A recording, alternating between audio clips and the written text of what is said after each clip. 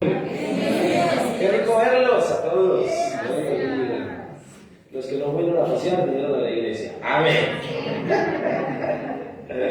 Bueno, estamos aquí para celebrar la presencia de Dios. Bueno, contarles antes de ir a la palabra que por el favor de Dios, el miércoles que viene, 6, tendremos la celebración de la cena del Señor. ¿Estamos de acuerdo? Entonces, para que los hermanos puedan ahí agendarse, sacar ese tiempo especial, miércoles 6 de noviembre tendremos la celebración de la cena. Entonces los esperamos a todos nuestros hermanos para que se preparen para ese espacio de bendición. Amén. En segundo lugar, contarles que iniciamos ya más o menos 2 meses larguitos, un trabajo con prejuveniles, también a los domingos a las 10 de la mañana, y ha sido una bendición muy grande. El equipo que está ahí, las personas que han estado ahí, los prejuveniles, estamos invitando a los chicos de 10 a 14 años a un espacio especial. Y le pido que me ayude a hablar por los muchachos de esa edad, porque particularmente en esa edad es donde más los perdemos.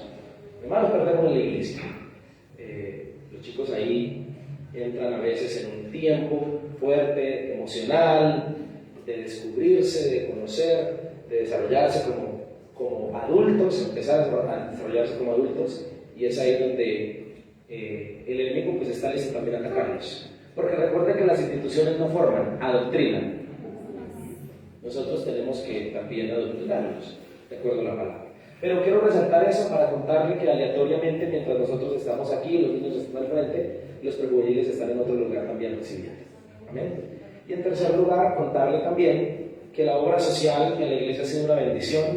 Las donaciones que ustedes nos han hecho llegar, ropa, mercados, utensilios, todo lo que tiene que ver, incluso a veces con cosas del hogar, que por alguna razón algún hermano ya no usa, pero que está en buen estado, que usted ha traído a la iglesia.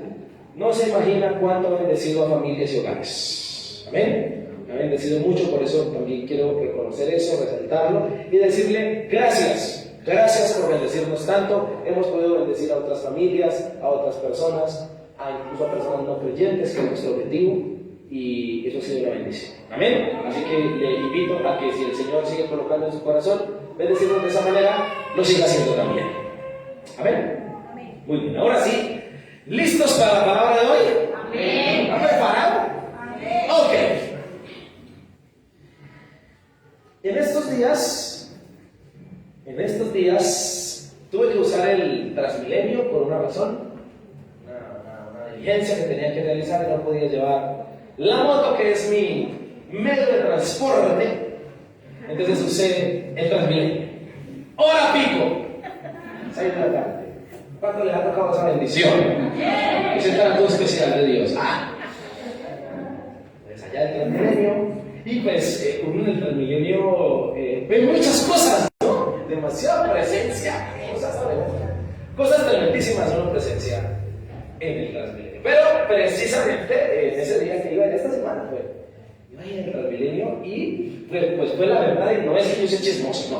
Claro, pues, fue inevitable escuchar la conversación de una pareja de novios que iban al lado. Entonces, ¿sabe que uno va y uno se entera de todo, no? Yo he visto a algunos tratando de revisar el celular que va escribiendo el otro ahí.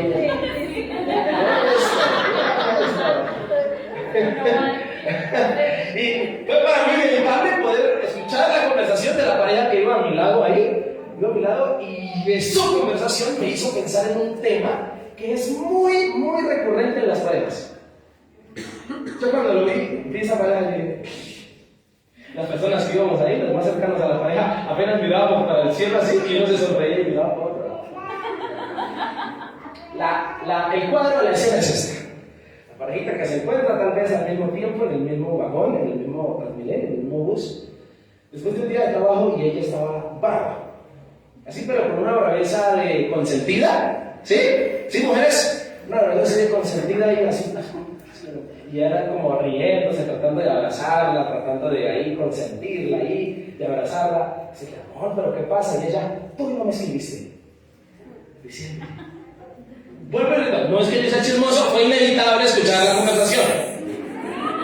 Bueno, me escribiste, es que tú ya no me amas. Y él le daba risa, y él la abrazaba y le decía, amor, ¿cómo vas a decir eso? Lo que pasa es que estuve muy ocupado en el trabajo y no te pude escribir. Y ella, no. Ella sí no se indigna, ¿no? Ella sí. Esa situación que suele ocurrir entre las parejas, que a veces hasta jocosa, entre risa, entre braveza, entre bonita, entre ella queriendo buscar atención, ¿no? Que le digan que está linda, queriendo sentirse amada. Esa situación que seguramente muchas parejas han vivido. Y esa situación me hizo pensar en una situación cotidiana de las parejas, así es, el reproche. El reproche. Ahí ella le reprochaba y le decía, es que tú ya no me amas, porque no le escribieron. Es que tal cosa. Y él tratando de enmendar la situación y de decirle las cosas. Esa situación la he visto en muchas parejas, pero también la he visto para mí en dos niveles. En el nivel pasivo, jocoso, como el de la pareja, chistoso, tragicómico, pero también en el nivel grave, en el nivel difícil, en el nivel complicado cuando de pronto hay una infidelidad. Y entonces viene el reproche. El por qué, si me amas, ¿por qué lo haces? Cuando de pronto se percibe una irresponsabilidad abismal dentro de una relación, viene el reproche. Bueno, si estás comprometido con esto, ¿por qué no eres responsable en esta situación? También le cuento la anécdota de una persona de hace tiempo en este lugar, la iglesia, que viene y me cuenta, esta mujer destrozadísima, me cuenta, pastor, me acabo de enterar que mi esposo hace 10 años tiene otra familia. Un hombre que trabaja fuera de la ciudad, que va y viene, y resulta que el amigo tenía otra familia en otra ciudad, con otros hijos, 10 años, la mentira. Y ella se enteraba ese día. Y entonces me cuenta la escena, ¿no? Llega a la casa, lo cojo, le grito, le pego, le reprocho, ¿por qué me haces esto si me amas? Reproches. Pero también se da en otras relaciones como entre los amigos. Particularmente le cuento que como pastor, hoy en día, por la gracia de Dios, inmerecidamente, a veces uno no tiene mucho tiempo y entonces grandes amigos, personas con las que crecí, con las que me formé en el ministerio, a veces me escriben, Jason, ¿cuándo me saca tiempo para tomarnos un café? Ya no se acuerda de los pobres, reproches, hasta las amistades, ¿o no? Se da. Pero también es un tema particular dentro de los padres y los hijos. Muchas veces es una metodología que el padre usa para la confrontación. Hijo, tú no escuchas en la casa groserías. ¿Por qué las dices? Reproche. ¿Por qué te comportas así si no has recibido ese ejemplo? Es una metodología incluso de confrontación que usan los padres, que usamos las personas para la pareja, para la vida, para el trabajo incluso. Las usamos. Y como era de esperarse, señoras y señores, el reproche también existe en la relación con Dios. Yo estoy seguro que todos en este lugar, en este salón, en alguna medida que hayamos tenido una relación con Dios o no la hayamos tenido, en algún momento de nuestra vida hemos reprochado a Dios. Entiéndase el reproche como la exigencia por la falta de algo. Te exijo, ¿por qué me pasa esto? ¿Por qué me sucede esto? Y estoy seguro que todos en algún momento de la vida hemos reprochado al Señor por alguna circunstancia que nos ha sucedido. Hemos hecho reproches hacia Dios conforme Él hace las cosas, por lo que permite, por lo que fue su voluntad que no esperábamos. Y entonces muchas veces nace en el corazón un reproche. Los no creyentes, nuestros amigos incluso no creyentes, reprochan a Dios cotidianamente. En estos días, en una predicación, alguien nos escribía, bueno, y si Dios es tan bueno, ¿por qué permite la violencia? Reproches. ¿Y por qué permite que los niños se mueran de hambre? Si es bueno, reproches.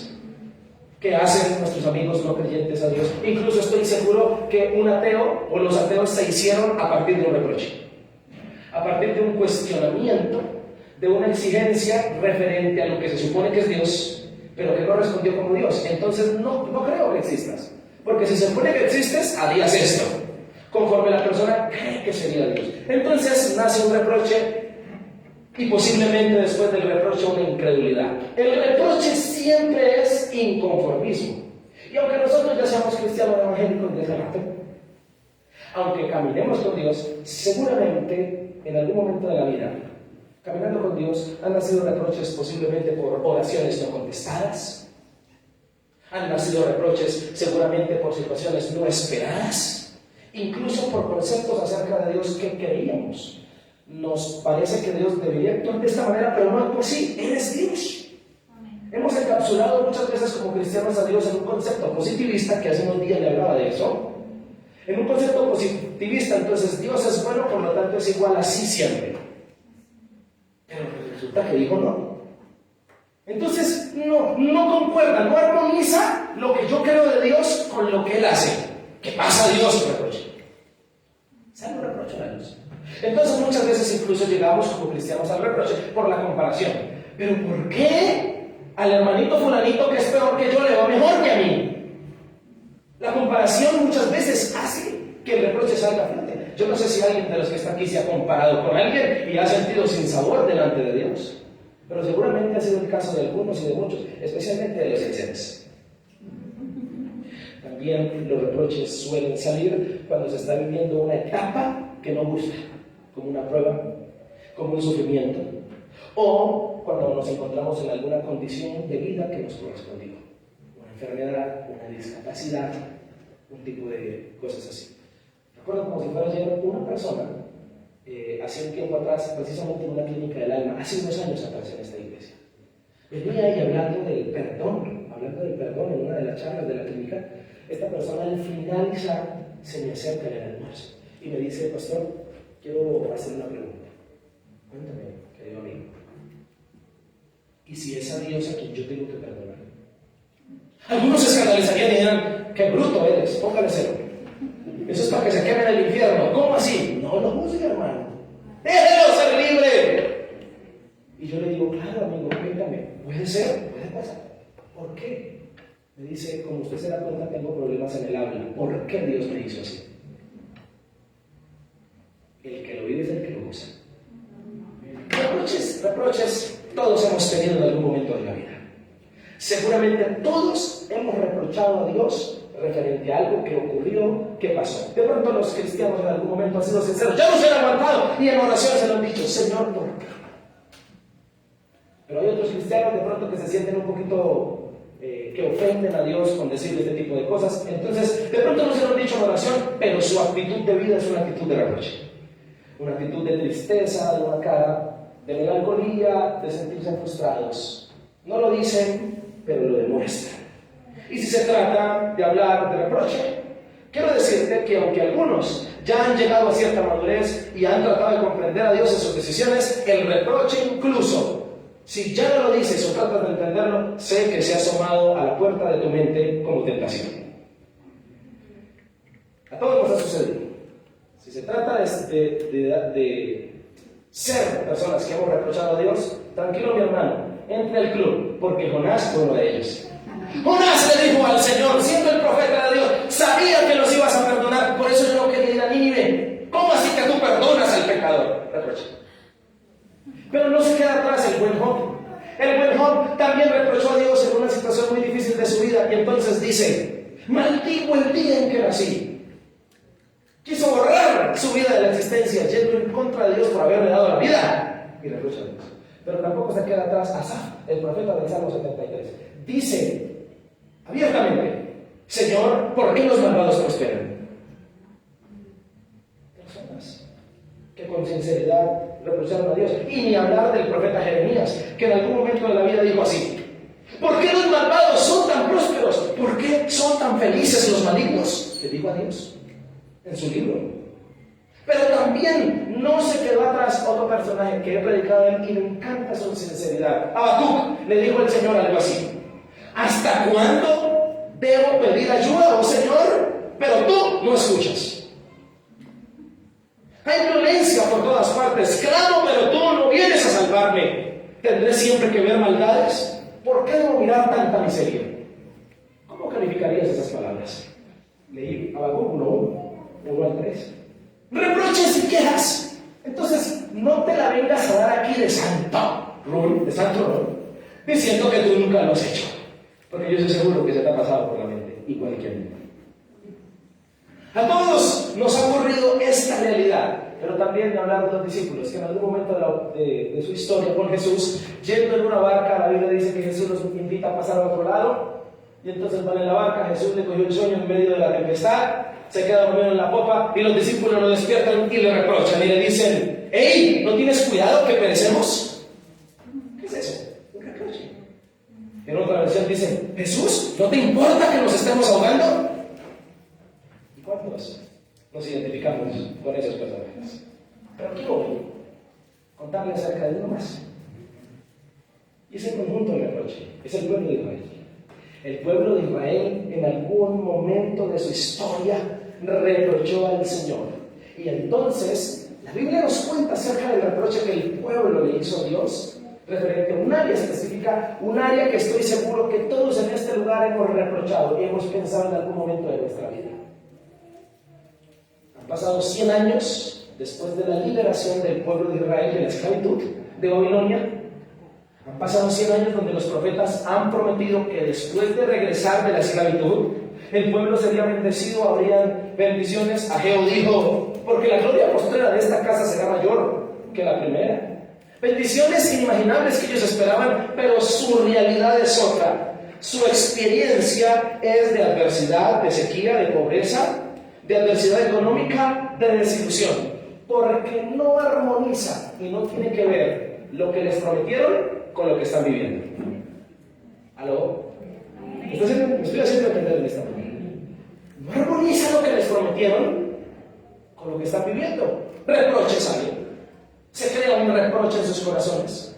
Y este reproche nos lo cuenta el famoso Malaquías, profeta levantado por el Señor para hablarle al pueblo acerca del reproche que ellos sienten, reitero, porque no armoniza para nada lo que les prometen los profetas con lo que están viviendo. Entonces Malaquías le habla a un grupo de personas desilusionadas, desanimadas, confundidas, que han enfriado su amor hacia Dios, que se sienten resentidos incluso, y por lo menos son 6 reproches los que le hacen a Dios en el libro, pero especialmente hay uno que Malaquías aborda. Quisiera invitarle a que abra su Biblia conmigo en Malaquías capítulo 1, versículo 1.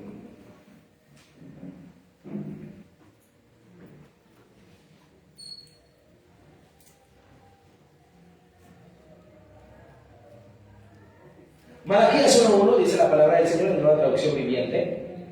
Este es el mensaje que el Señor le dio a Israel por medio del profeta Malaquías. Yo siempre los he amado. Versículo 2. ¿Cómo dice el Señor al pueblo? Diga conmigo, yo siempre los he amado, dice el Señor. Sin embargo, ustedes del pueblo replican y dicen, ¿de veras? ¿Cómo nos has amado? ¿Qué es eso? ¿Un reproche? ¿Qué es eso?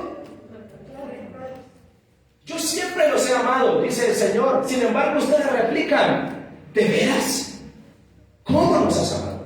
Y es aquí donde el Señor habla acerca de un reproche cotidiano, de un reproche y de una situación y de un principio que aunque tú has creído, que aunque tú has dicho muchas veces por ciertas circunstancias, en algún momento de la vida hemos puesto en duda, y es si Dios nos ama o no.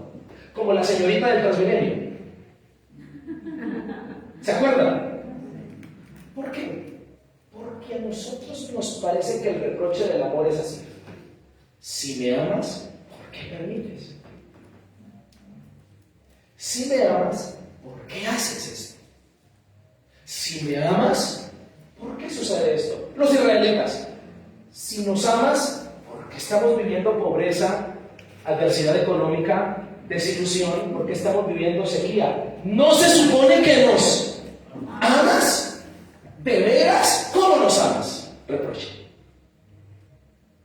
Un reproche que particularmente muchos en nuestra mente pequeña y humana hemos creído del amor, que el amor debe permitir ciertas cosas pero otras no, que el amor debe encapsularse siempre hacia lo bueno, siempre lo que está bien. Dios me ama porque me va bien. ¿Sabías tú que hace unos 20 años, 10, 15 años, para no ir tan lejos, esa era una de las formas de medir cuánto Dios amaba a una persona? No, imagínense que el hermanito tal, ¿se acuerda que estaba orando para que Dios los amara? Pues empeoró. No, eso debe ser que el hermano está en pecado. Dios no lo ama. Es una forma de medir la cristiandad y el amor. Pero resulta que aquí hay un reproche de amor, porque precisamente a muchos no nos concuerda lo que nos está sucediendo con lo que Dios nos ha dicho. Dios nos ha dicho algo, pero no está sucediendo. Entonces nos parece que Dios no nos ama. Y es aquí, señoras y señores, donde nace el título de este hermoso mensaje: reproche de amor. Porque todos en algún momento de la vida hemos reprochado el amor que Dios ha dicho tenernos, el amor que el Señor ha profesado tenernos. Y muchos nos hemos sentido como el pueblo de Israel. No armoniza una cosa con la otra, y es inevitable que llegue este pensamiento. Es inevitable que lleguen estas conjeturas. Dios mío, ¿pero por qué me pasa esto a mí? ¿No se supone que me proteges? Dios mío, ¿pero por qué me sale mal esto? Se supone que oré. Conocí la historia de una chica, de una mujer, que empezó en una iglesia con el deseo de casarse, ora a Dios, ayuna, aparece un personaje, se casa con el personaje y vive un infierno. Dura su matrimonio 1 o 2 años, ella queda embarazadita y se da cuenta de que la persona que ha elegido para casarse con ella es una persona terrible, una persona maltratadora, una persona violenta, una persona que la maltrata de todas las formas. Esta mujer tiene que regresar a su tierra, dejar todo lo que tiene, su profesión, todo, para ir a criar a sus hijos donde sus padres, sacarlos adelante. Hasta ahora se está levantando después de 6 años, 7 años. Pero muchas veces la oí orar en vigilias, en momentos de ayuno, destrozada: Señor, ¿por qué si yo oré y ayuné? Reproches, situaciones, circunstancias que a muchos nos ha ocurrido y nos ha pasado. Y es aquí donde nace este tema, reproche de amor. Pero quiero contarte que si leíste bien los versículos de Malaquías, el 1, es el mismo Dios quien articula el reproche. ¿Por qué razón? Porque Dios, señoras y señores, veremos que dejan el ruido de la puerta, si no nos distraemos. Ya lo dejaron, ya. Oh. ¿Por qué razón?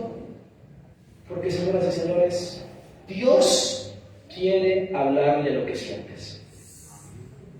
Dios quiere hablarle el sinsabor que vives. Dios quiere hablarle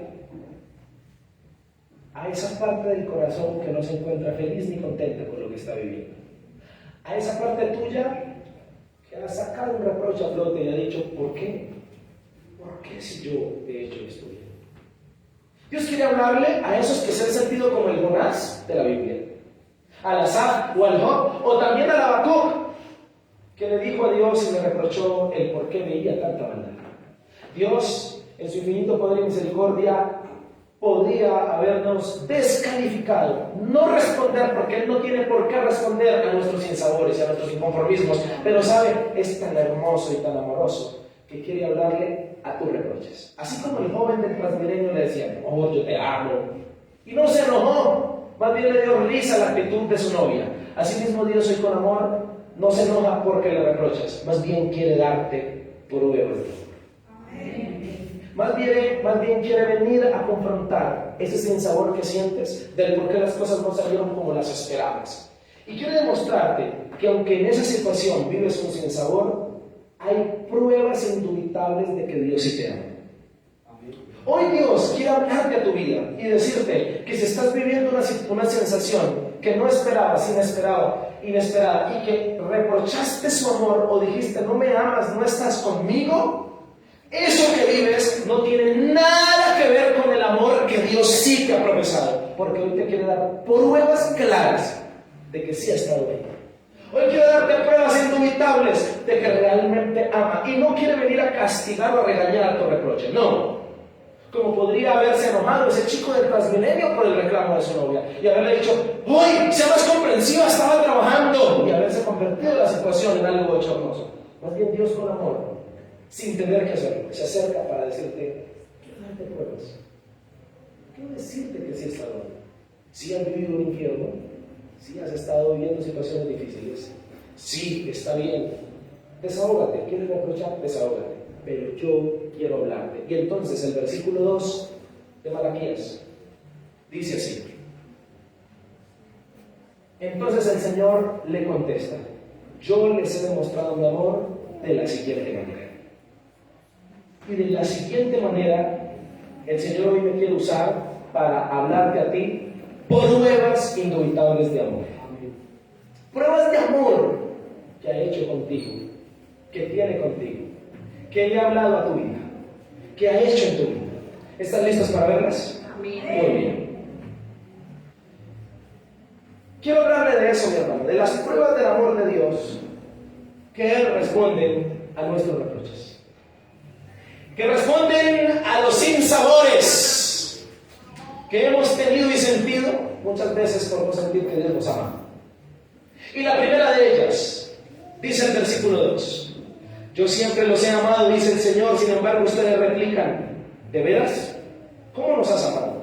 Entonces el Señor contesta: yo les he demostrado mi amor de la siguiente manera. Lo han olvidado, pero de la siguiente manera les he demostrado que los amo. Primero, amé a su antepasado Jacob, versículo 3, pero rechacé a su hermano Esaú y devasté su zona montañosa. Convertí la herencia de Esaú en un desierto para chacales. Y en este texto descubro la primera prueba de que Dios te ama, la cual responde a tu reproche: su gracia. Quiero decirte que la gracia de Dios ha estado contigo y tú la has experimentado, aunque muchas veces la omitas y aunque muchas veces la ignores. Tú eres el primer beneficiado de su gracia. Me voy a hacer entender en esto. Cuando hablo de gracia, me estoy refiriendo al favor inmerecido de Dios. Gracia es regalo inmerecido. Y te voy a decir una cosa, mi hermano, que viniste esta mañana. La gracia de Dios es la prueba más clara de que Dios a ti te ama profundamente. Gracia es la licencia que hizo que tú existieras. Estás aquí vivo por gracia, porque no lo mereces, por regalo inmerecido, y aquí estás. Has sufrido, has estado en situaciones difíciles, pero podrías haber estado peor. Pero ¿por qué no estás peor? ¿Por qué no estás muerto? Por su gracia.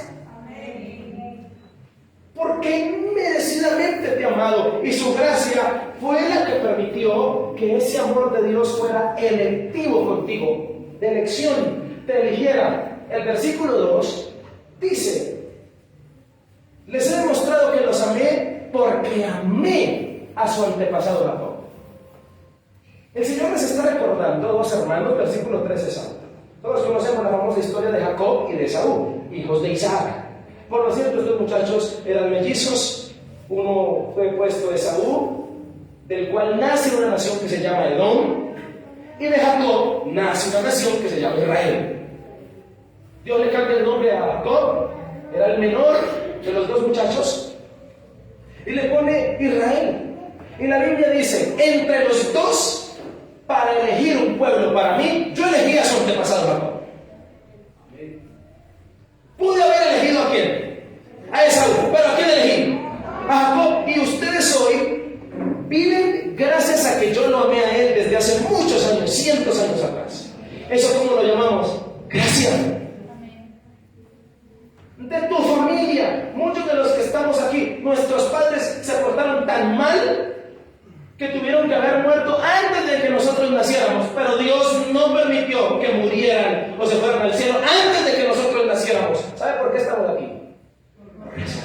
Amén. Y la gracia de Dios ha estado ahí para demostrarnos que Él nos ama. El versículo 1 dice en Malaquías: hay un mensaje para ustedes. ¿Por qué? Porque, como dije desde el principio, está Dios dispuesto a hablarle al descontento que está en nuestro corazón. Está Dios listo porque se preocupa por el sinsabor de nuestra vida. No quiere dejar pasar por alto el reproche que tienes para Él. No quiere Dios dejar pasar por alto el sinsabor de vida que llevas. Quiere darte pruebas indubitables. Por eso te trajo este domingo. Por eso te trajo esta iglesia, para decirte que sí te ha amado. Y hay una primera prueba: su gracia ha estado ahí contigo. Su gracia inmerecida. Israel reprochó el amor de Dios olvidando algo muy importante.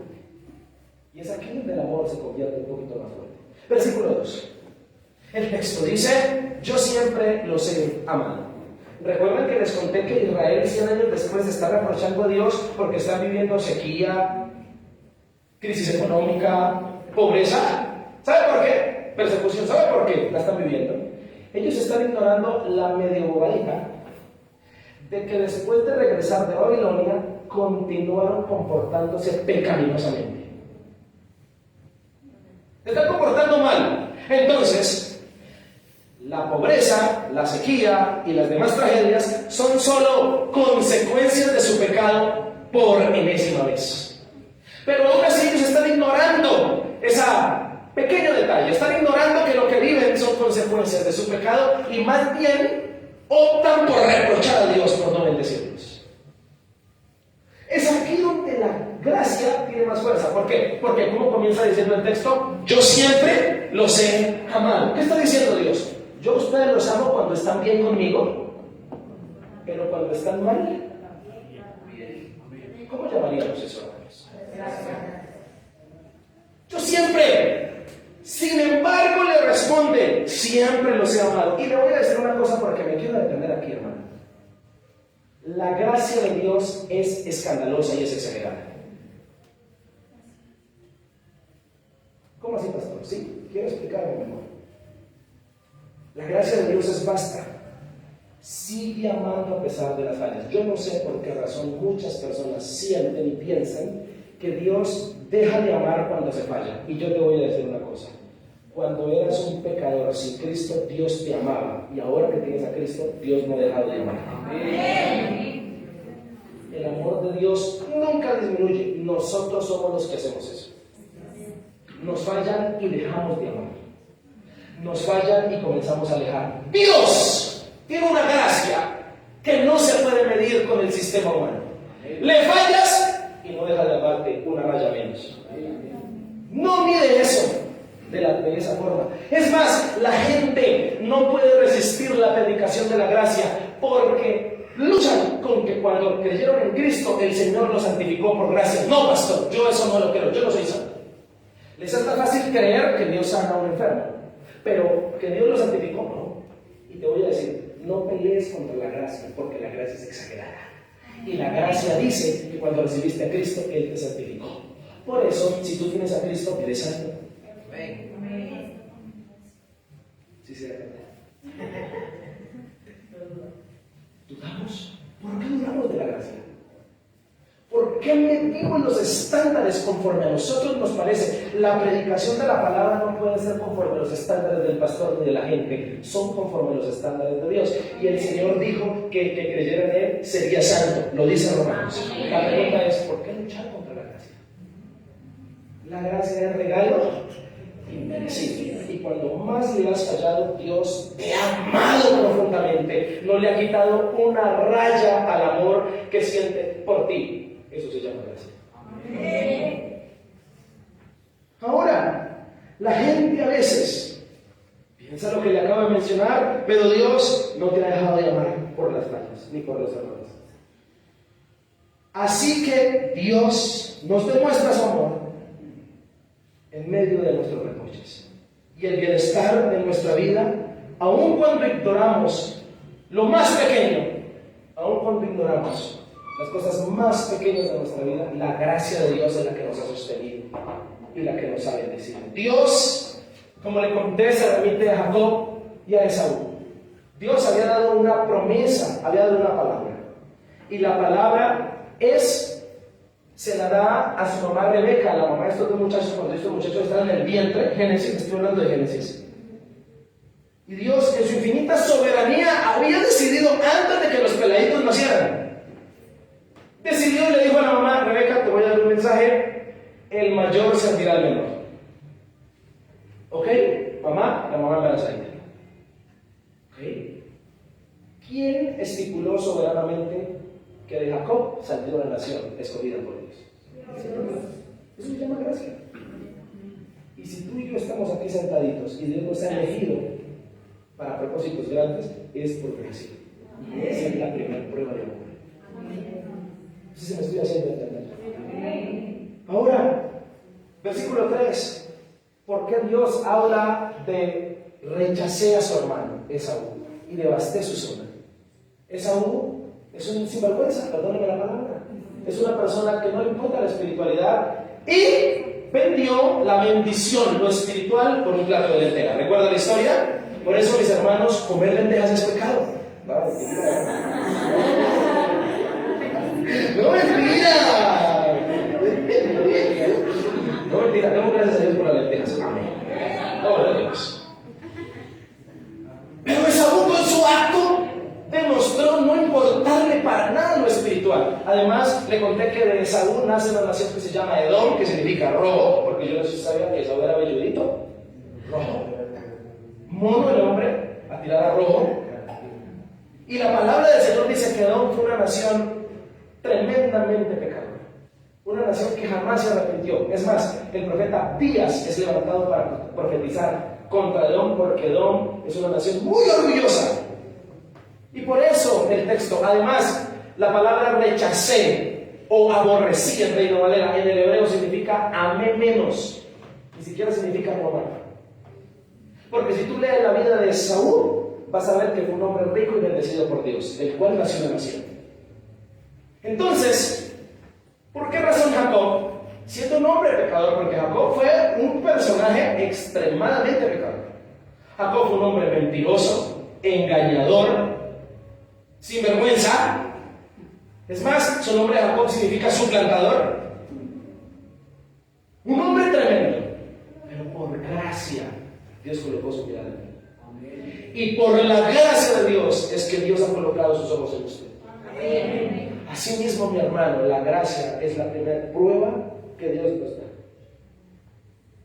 Dios nos recuerda la gracia que ha tenido desde el principio con nosotros. Por eso, no seamos desagradecidos con la gracia de Dios. Amén. La gracia de Dios, o la máxima expresión de la gracia de Dios, es Jesucristo. Amén. Y si estás aquí, es por gracia. No tengas problema con la gracia.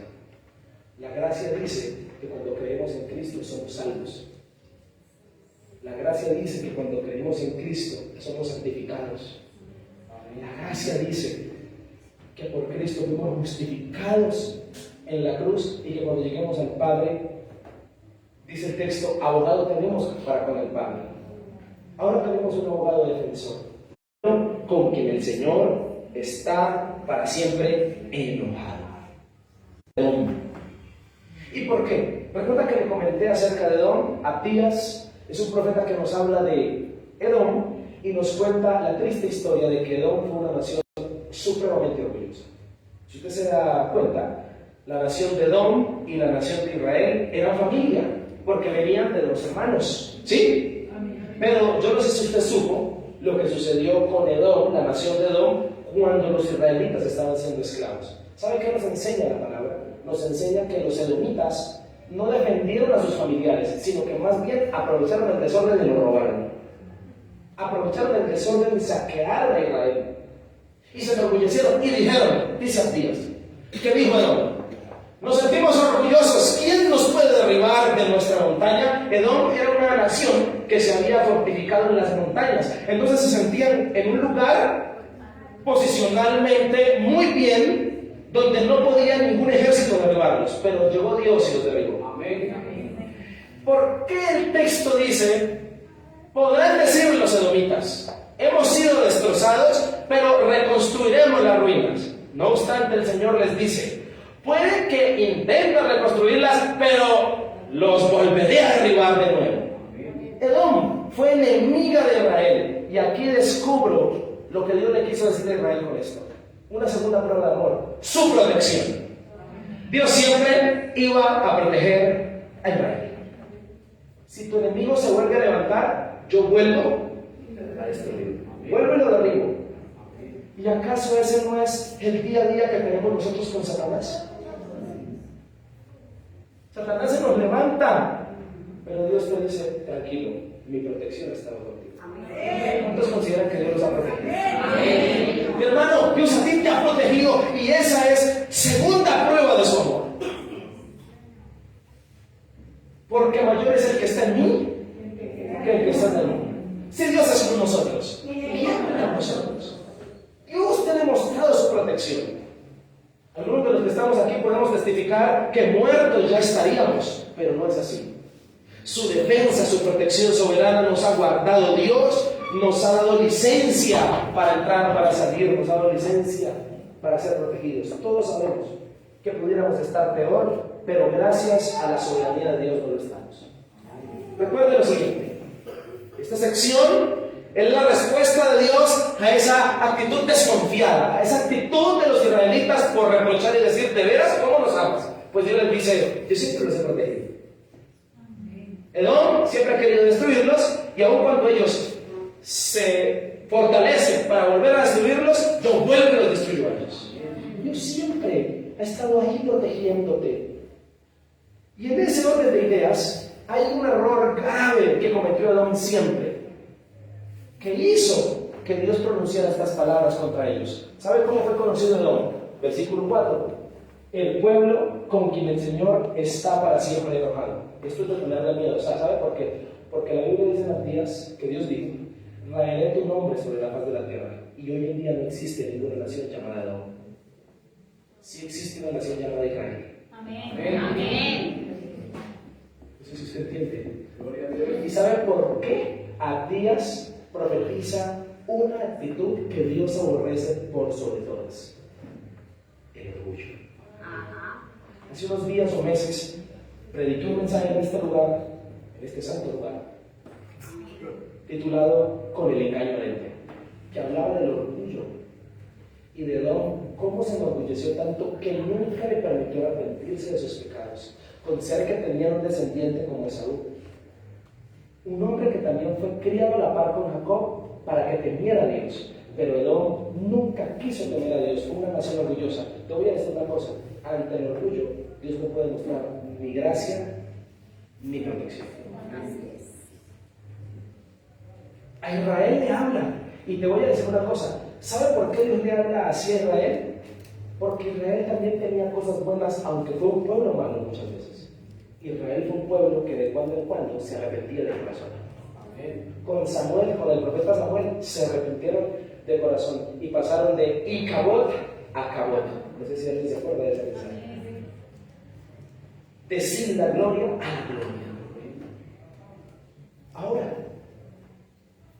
lamentablemente no, fue una nación que nunca su orgullo le permitió arrepentirse, por lo tanto le fue imposible haber aprovechado la misericordia y la protección de Dios, y mucho más su gracia.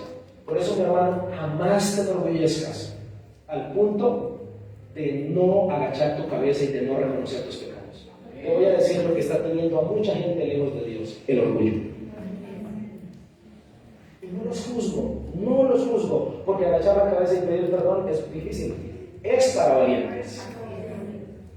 Es para valientes. Pero la Biblia es clara y Dios es honor a su palabra, porque la Biblia dice: Dios resiste a los soberbios y da gracia a los humildes. Pero también Dios hizo honor a su palabra cuando dijo: porque Jehová es excelso y atiende al humilde, mas al altivo mira de lejos. Y Edom fue una nación que, si tú lees Abdías, la vas a notar que fue una nación que nunca se arrepintió. Israel se arrepentía. ¿Cuál fue la diferencia entre David y Saúl? Lo prediqué o lo mencioné en algún momento. Entre los dos, ¿quién cometió pecados más aberrantes? Saúl simplemente se cogió unas vaquitas, pero cuando el profeta fue a confrontarlo, Samuel no reconoce su pecado, no reconoce que está mal. David cometió algo más aberrante a mi modo de verlo. Se acuesta con una señora que no era de él. Primero empezó mal porque su pueblo, la nación de Israel, estaba en guerra. ¿Y quién dijo que la nación en guerra y el rey por ahí paseando en el balcón y mirando lo que no tenía que mirar? ¿Sí? El problema de andar desubicado en la vida. Estoy yo me predico ese mensaje. Ya está. A ver. Segundo, se puso a mirar lo que no debía mirar, deseó la mujer que no debía desear, la manda a llamar como rey tiene autoridad, viene, se acuesta con ella y más encima planea el asesinato del marido para quedarse con ella. ¿Qué es más grave? ¿Comerse unas vaquitas? Pero, ¿dónde está la diferencia? Cuando Natán el profeta también confronta a David, David se arrepiente. Y Israel fue una nación que no fue orgullosa en muchas ocasiones de su historia, sino que también se arrepiente. Y es ahí donde valía la pena. Ahora, Dios recuerda todo esto a Israel para hacerle saber de su amor ante el enemigo. Los ha protegido. Pero ahora, ¿y del enemigo Babilonia? ¿Por qué los protegió del enemigo Babilonia? ¿Por qué permitió que los esclavizaran? Como consecuencia de su pecado. Porque te voy a decir otra cosa, mi hermano. Amar no significa no pasar por disciplina. Dios ama, pero no se alcahueta.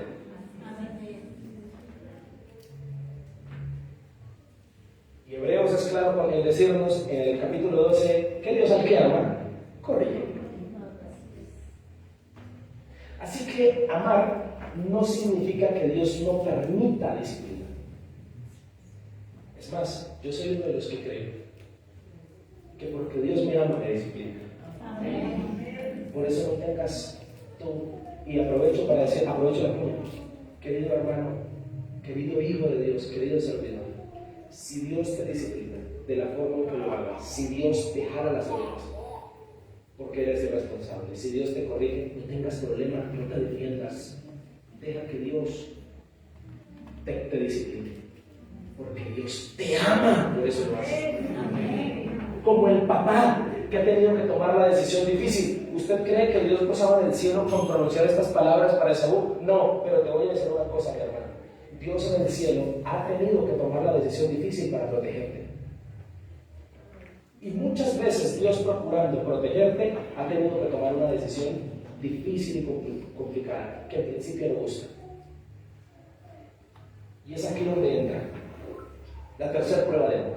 Versículo 5.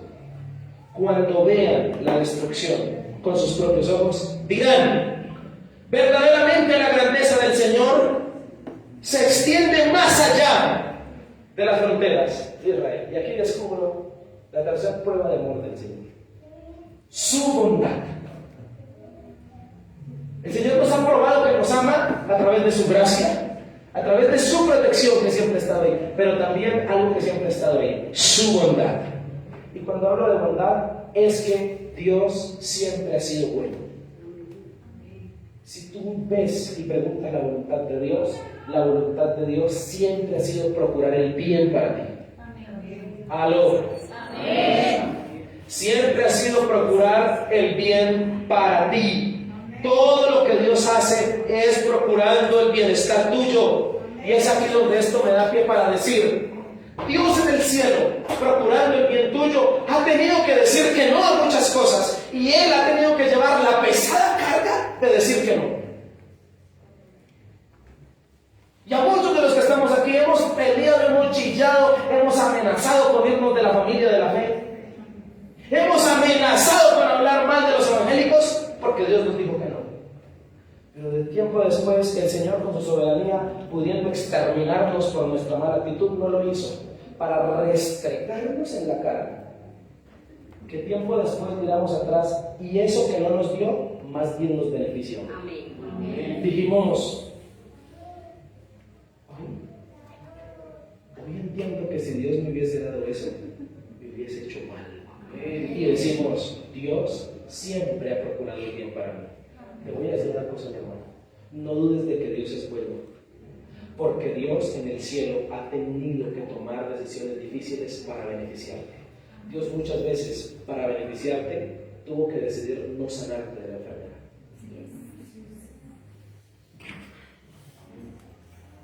Dios procurando tu bien.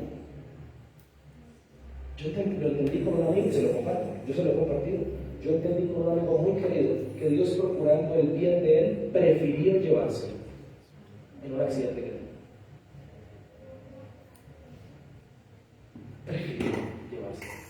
Dios siempre procura el bien para nosotros.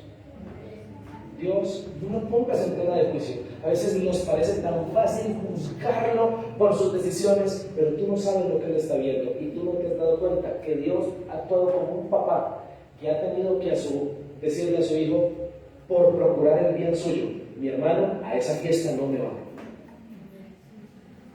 Y el chino se pone como para los puños y el chino se sale y alega, insulta y mejor dicho no saben qué hacer, eres lo peor, eres la peor mamá, eres el peor papá. Pero tú en el fondo de tu corazón sabes que lo prohíbes porque procuras el bien. Sabes, Dios en su infinito poder desde el cielo ha tenido que decidir tomar decisiones difíciles por tu bien. ¿Cuánto lo creen? Amén. Así mismo ha pasado en este pasaje. Y Dios nos promete ver pruebas de su bondad. Versículo 5, dice el texto. Cuando verán la destrucción con sus propios ojos, dirán: verdaderamente la grandeza del Señor se extiende más allá de las fronteras de Israel. Es decir, que Israel miraría hacia atrás años después y diría: Dios nos bendijo más de lo que merecíamos. Realmente es grande, porque Edom fue destruido, no permitió que ellos nos destruyeran a nosotros. Dios ha sido bueno. Dios siempre ha procurado la bendición para nosotros. Seríamos mentirosos si no reconocemos su bondad. Cuando el pueblo comprendiera la realidad del amor de Dios, cuando el pueblo comprendiera que Dios había sido bueno, dejaría las quejas inmediatamente. Cuando tú comprendas que Dios ha sido bueno contigo, cuando dejes de ver siempre lo malo y cuando también aprendas a ver lo pequeño, incluso lo bueno de Dios, las buenas cosas que te ha dado, ese día dejarás las quejas, ese día dejarás los reproches. ¿Dónde encontrará Dios una generación que no se queje tanto, que agradezca más? ¿Dónde encontrará Dios un pueblo que le alabe? Ellos verían cada promesa de Dios cumplirse y se acordarían de darle la razón a Dios y de decir: sí, Dios ha sido bueno. Por eso la Biblia nos enseña el principio de la perseverancia, porque el que persevera alcanza, dice por él. Porque la perseverancia es una teología en la Biblia que te lleva al cielo. Si tú perseveras en Jesús, llegarás al cielo. Amén. Si tú perseveras en Cristo, cuando abras los ojos, estarás gozando de la eternidad con Cristo. La perseverancia en Dios jamás te llevará a lo malo, te llevará a lo bueno. Si Dios ha destrozado un plan y proyecto que tienes y no se ha dado, tantico te reprochas, espera tantico mío, que cuando pase el tiempo le darás la razón a Dios y dirás: bueno fue Dios. Porque le voy a decir unas palabras a la mano, mi querido hermano. Yo no sé si muchos aquí se sienten frustrados por algo que soñaron y que no tienen hoy, por algo que procuraron tener y no tienen. Mi hermano, muchas veces en Dios nos lleva a Dios a dejar lo bueno para ir a lo excelente. Amén. Dios nos lleva a dejar lo bueno para ir a lo excelente. Voy terminando.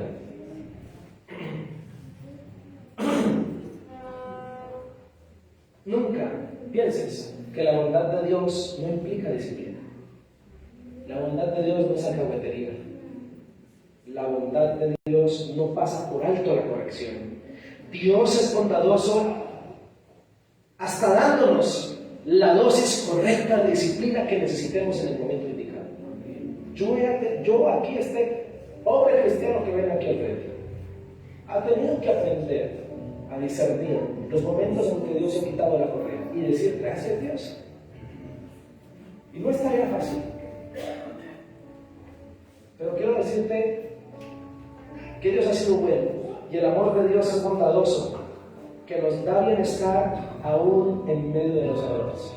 Porque como lo he dicho en muchas prédicas, cuando estabas pecando y cometiendo el pecado más aberrante y más vergonzoso, gracias a Dios el oxígeno no te faltó.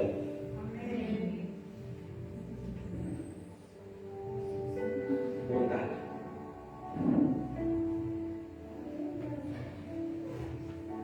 La grandeza del Señor tiene que ver especialmente con su grandeza para ser bondadoso. El enemigo nos ciega para que no veamos la grandeza de Dios. Por eso dice el texto: vean. Y la bondad de Dios es exagerada también. Incluso su bondad es atemporal. Dice el texto: más allá de las fronteras, Israel hasta el día de hoy es una nación que reconoce que en toda su historia Dios ha sido bueno. nuestras generaciones tendrán que reconocer que Dios es bueno. Termino diciéndote que su gracia, su protección y su bondad son pruebas de amor que no han dejado de estar latentes. La gracia de Dios ha estado en tu vida, a pesar de los fracasos, a pesar del dolor y del dolor. Su gracia que te tiene aquí. No niegues su gracia, pero también su protección. No saques conclusiones tan a la ligera. Que si viviste una tragedia, la protección de Dios no estuvo. No la midas como tú la medirías en tu sistema, como a ti te parece. El amor de Dios no es cuadriculado. En Dios, 2 más 2 no es 4. Para nosotros sí, para Dios no.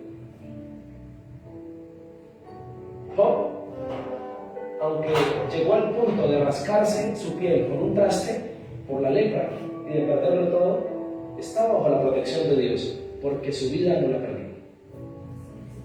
¿Cómo mides tú la protección? ¿Con que nada malo te pase? ¿Con no vivir tragedias? No midas la protección de Dios así.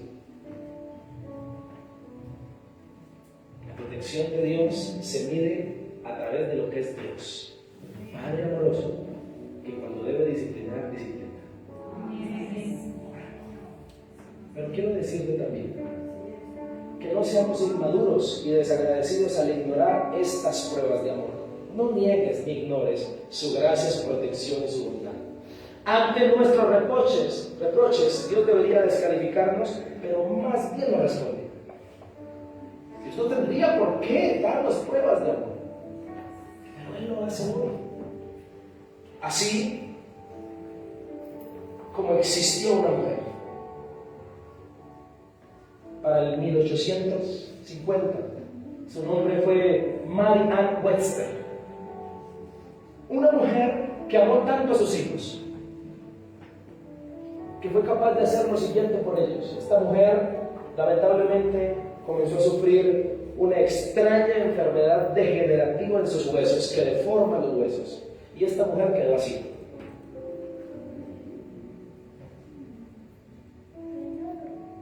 Su esposo obviamente la deja, se queda en la calle con sus hijos, con sus 4 hijos, y esta mujer, por amor a sus hijos, se inscribe en un concurso que hicieron en su ciudad, el concurso a la mujer más fea para trabajar en un circo. Lo ganó, y toda su vida trabajó en un circo como la mujer más fea para poder darle comida a sus 4 hijos. Si esto es capaz de hacer una mamá como prueba de amor a sus hijos, te quiero hablar, para terminar, de la máxima prueba que Dios nos dio de que nos ama: Jesucristo. Porque de tal manera amó Dios al mundo, que ha dado a su Hijo unigénito, para que todo aquel que cree en Él no se pierda, mas tenga vida. ¿Sabe qué nos dio? Su Hijo. Su Hijo. Y quiero decirte esto aún más sanador. Préstame atención. Y esto me conmueve muchísimo. El último reproche fue mencionado en una cruz. Mateo 27:45. Al mediodía, la tierra se llenó de oscuridad hasta las 3 de la tarde, versículo 46. A eso de las 3 de la tarde, Jesús clamó en voz fuerte: Elí, Elí, lama sabactani, que significa: Dios mío, Dios mío. Reproche. Jesús nos reemplazó hasta en eso.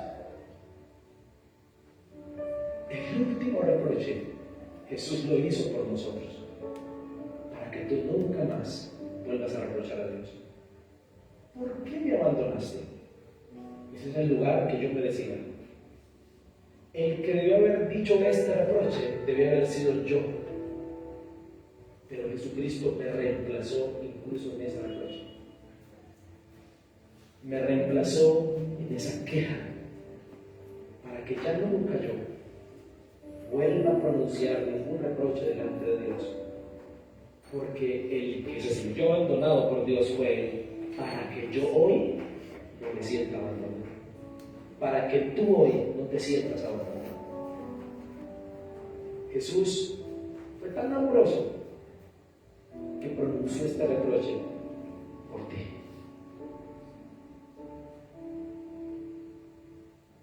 Pronunció este reproche por ti, para que tú no reproches más.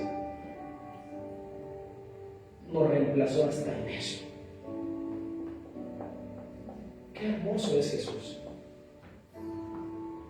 Para que tú y yo nunca más nos sintamos abandonados por Dios.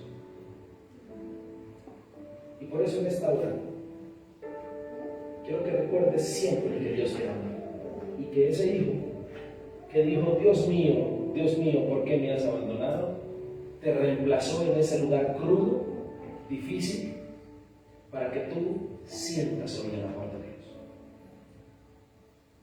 Porque también el texto dice, porque no envió Dios a su Hijo al mundo para condenar al mundo, sino para que el mundo sea salvo por él. Dios te ama. Señor, en esta hora venimos ante ti, reconociendo tu amor. Y yo me imagino cómo fue ese reproche tuyo allí en la cruz diciendo, Dios mío, ¿por qué me has abandonado? Llegaste a ese estado de abandono que lo dijiste, pero lo hiciste por mí, para que yo no me sienta así como te sentiste tú. Por eso te pido que en esta mañana sanes el corazón de toda persona que esté en este lugar. Sana el corazón de aquel que no se siente amado por ti, de aquel que siente el sinsabor y el reproche del por qué las cosas no le salieron como esperaba, de aquel que se siente un poco acongojado y preocupado porque se siente que las cosas no van bien, pero que ha procurado ser fiel a ti, que ha procurado estar contigo bien. Hoy recuérdale a esa persona que tu gracia ha estado ahí. Recuérdale que tu protección ha estado y no ha faltado, pero también recuérdale que tu bondad ha estado, Señor. Señor Jesús, me conmueve profundamente que hasta en eso me reemplazaste y lo reemplazaste. Cuando he renegado de la vida, que me ha tocado, no debo hacerlo porque ya tú lo hiciste por mí en la cruz. Ya me reemplazaste hasta en eso, para que yo no lo viva ni lo sienta. Más bien contigo experimento un amor inagotable. Señor, que ninguno aquí tenga problema con que tú le amas. Sana el corazón del que no se siente amado. Sana el corazón de aquel que se siente falto de amor. Y hazle entender, Señor, que tú, aunque has tenido que tomar la decisión difícil en el cielo, has procurado el bien. Señor, que por lo que nos pase, no dictaminemos un mal concepto de ti. Señor, que si nos has dicho no, que ese no lo malinterpretemos para sacar una conclusión mala de ti, como por ejemplo llegar a decir que no nos amas. Señor, hoy nos demuestras que nos amas a través de tu gracia, de tu protección y de tu bondad, pero sobre todo de tu Hijo Jesucristo, porque fue tanto el amor que sentiste que lo enviaste a morir por nosotros. Fue tanto el amor que hasta Jesús en la cruz reprochó el sentirse abandonado. Hay una administración muy bonita en esta mañana, en este lugar. Deja que Dios te sane, deja que las lágrimas rueden. No hay nada más confrontador que el amor de Dios, incluso más doloroso, porque el amor de Dios incluso a veces duele cuando caemos en cuenta de que no le hemos correspondido como deberíamos. Padre, ayúdanos. Somos humanos en tus manos. Ministra a todo aquel que no se ha sentido amado. Cambia la terquedad de esa persona, Señor, de carácter fuerte, de carácter débil. Cambia los malos pensamientos nuestros y llévanos, Dios, a que podamos recibir de ti bendición y amor. Te bendecimos en esta mañana porque nos hablas un mensaje sanador para nuestra vida, un mensaje que nos alivia, un mensaje que no nos hace dudar de tu amor, sino que lo refuerza. Te amamos profundamente, Señor, y te bendecimos. Gracias, Jesús, por todo lo que hiciste en la cruz, hasta reemplazarme en mi reproche. Dígalo. Pero termine diciendo: Señor, hoy tengo claro que tú me amas. Dilo, dilo. Tengo claro que tú me amas. Tengo claro que tú me amas y no has dejado de amarme. Dios te ama. Dios te ama. Gracias, Señor. En el nombre de Jesús. Amén y amén.